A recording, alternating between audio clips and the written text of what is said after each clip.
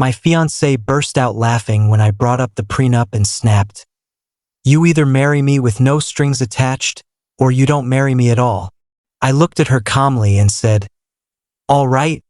Then I picked up the phone and called the wedding planner to cancel every single thing. She only realized it was real when she arrived at the bridal salon for her final dress fitting and the place was completely empty. Quick note, guys, only about 8% of you watching are actually subscribed right now, and the channel's growth has stalled. If these stories help you or entertain you, smashing that subscribe button would mean the world and keep this going. Thanks. I'm David, 38M, currently sitting in my home office while my now ex-fiancé leaves one hysterical voicemail after another.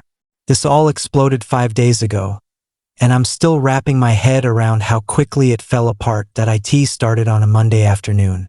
I was going over some contracts when my attorney, Jennifer, rang me. "David, the prenup is finished and ready for signatures. It's clean, simple, and does exactly what you wanted. Shields your company and the house." Quick background. I own a construction firm I started from zero 12 years ago. Today it's valued around $2.3 million, plus the house I bought long before I met her and a decent investment portfolio. Rebecca, 31F, and I had been together 2 years, engaged for the last 8 months. She moved into my place a year ago when her apartment lease ended. It felt like the logical next step back then. The prenup was completely standard. What I brought in stays mine, what she brought in stays hers. In case of divorce, she'd receive fair spousal support scaled to the length of the marriage, but no slice of the business or the house I owned pre-relationship.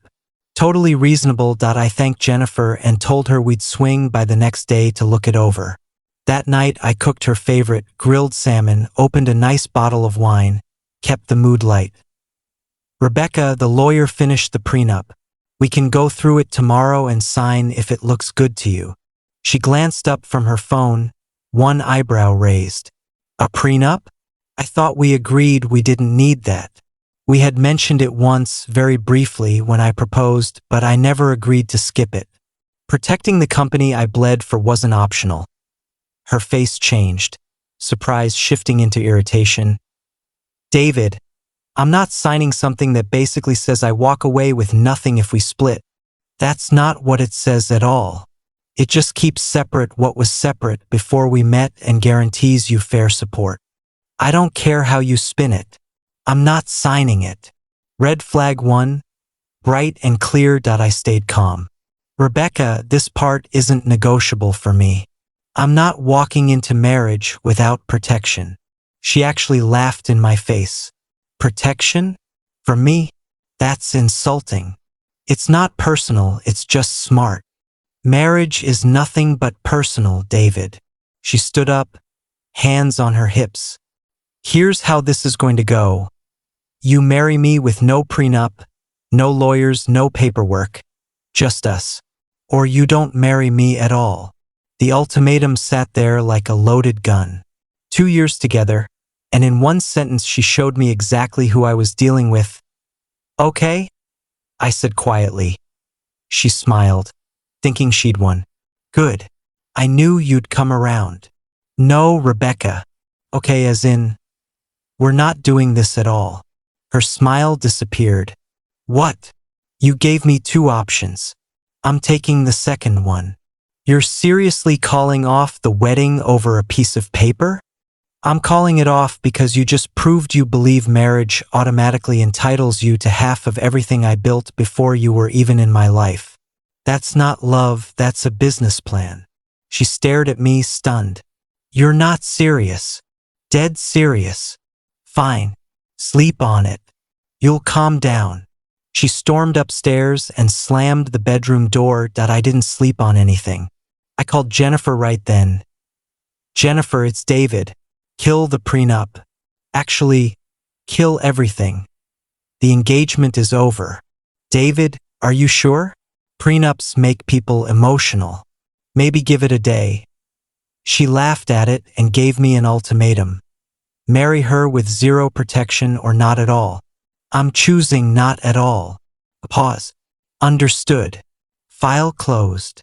Next call, Sandra, the wedding planner. Sandra, David Mitchell. Cancel the wedding. All of it. Oh my gosh.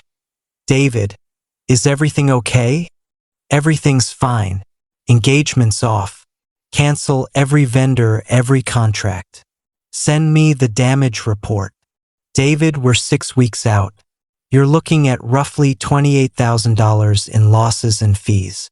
I know. Do it anyway. That night I spent 2 hours on the phone. Venue, caterer, band, florist, photographer, everything gone. The venue alone ate $15,000, catering another $8,000. Expensive, but still cheaper than a divorce. Tuesday morning, Rebecca bounced downstairs like the fight never happened. Morning, babe. Coffee's ready. I was at the kitchen table closing out cancellation emails. Rebecca, we need to talk. If this is about last night, I forgive you. It hurt my feelings, but we can move on. There's nothing to move on from. I canceled the wedding last night. Everything. Her mug froze halfway to her mouth. You canceled it? Every vendor. It's done. You can't just cancel our wedding without talking to me. You gave me an ultimatum. I accepted the one you clearly didn't think I'd take. Her face turned crimson. This is crazy. You're throwing us away over money. I'm protecting myself from someone who thinks saying, I do, means she instantly owns half of everything I earned before she met me. That's what marriage is. David, everything becomes ours. No, marriage is building something new together. It's not a free ticket to what I spent 12 years creating. Tears started. Real ones. I didn't move. Where am I supposed to live? This is my home too. It's my house, Rebecca. Your name isn't on the deed or the mortgage. You can stay the weekend to figure things out, but we're finished. You can't just throw me out. I'm not throwing you out. I'm ending the engagement. Take a few days, then you need to go. She ran upstairs, slammed doors, and I heard her screaming on the phone to friends and family about how insane I was. Friday was icy silence and dirty looks. Saturday morning, she announced she was going dress shopping with her sister. I didn't bother correcting her. Sunday evening, my phone blew up. Unknown number. David? This is Michelle, Rebecca's sister. What is wrong with you? Hi, Michelle. How can I help? Rebecca showed up for her final fitting today and the salon was empty. They told her the appointment was canceled weeks ago. She's sobbing in the parking lot. I told Rebecca on Tuesday the wedding was off. If she didn't believe me, that's on her. She thought you were bluffing. I don't bluff. You're destroying her life over a stupid contract. I'm protecting 12 years of work from someone who thinks she deserves half just for showing up. Have a good night, Michelle. Click. An hour later, Rebecca came home wailing. The shop was locked. There was no appointment. I looked like an idiot. I told you I canceled everything. I thought you were just upset and would get over it. I did get over it. That's why there's no wedding. Update 1. 2 weeks later, the flying monkeys arrived on schedule. Rebecca moved out the following Tuesday. Her parents rolled up with a U-Haul and the entire family glared at me like I was the devil. Her dad even tried the tough guy routine. Son, you're making a terrible mistake. Rebecca is a good woman. I'm sure she can be, just not for me. You're throwing away something beautiful over money. I'm protecting something I built from scratch from someone who believes it automatically becomes hers the moment she says, I do. Her mom was sobbing, begging me to take Rebecca back. Rebecca herself tried one last Hail Mary while boxing her stuff. David, I'll sign the prenup now. We can just push the wedding back a few months. No, why not?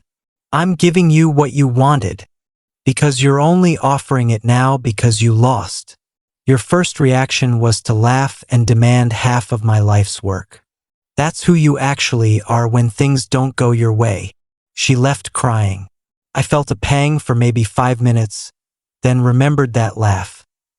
Total financial hit, $28,000 in cancellations. Worth every penny. Lost a few mutual friends who thought I was cold. Kept the ones who get it. My business partner Mike summed it up. $28,000 to find out who she really is? That's the best money you've ever spent. Update 2 1 month later, just when I thought the craziness was over, Rebecca pulled one final stunt. I got a call from my bank's fraud department. Mr. Mitchell, we flagged unusual activity. 3 weeks ago, someone tried to add an authorized user to your business checking account and initiated a $15,000 transfer. Our system blocked it. The authorized user? Rebecca Thompson. She had access for about 6 hours in the middle of the night, the very night after our prenup fight, before everything locked down. She had downloaded years of statements and tried to wire the money to an external account at 6:23 a.m. The only reason it didn't go through was the phone verification step for large transfers. That was the Tuesday I was asleep upstairs while she was quietly robbing me. That I was at the bank within an hour, then at the police station with Jennifer. Police report filed, wire fraud, computer intrusion, attempted theft.